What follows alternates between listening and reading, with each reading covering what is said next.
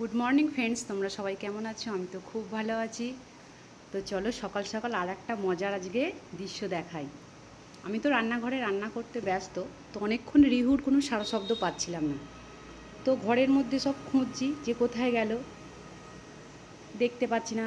তো বারান্দার দিকে এসে দেখতে পেলাম যে বাবু এই কাণ্ডটি করছে।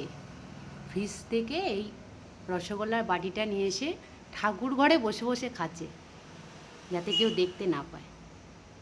রিহু, তুমি রসগোল্লা নিয়ে চলে এসেছো? হ্যাঁ, ফ্রিজ থেকে এক দিয়ে দাও, বাটিটা দিয়ে দাও। সব খাবে না তো, একটা খাবে, দাও বাটিটা দিয়ে দাও। দাও, হ্যাঁ দিয়ে দাও, দাও। তো আমাদের যদি মজার মজার এরকম ভিডিও ভালো লেগে থাকে, তাহলে আমার পেজটাকে একটু ফলো করে দিও।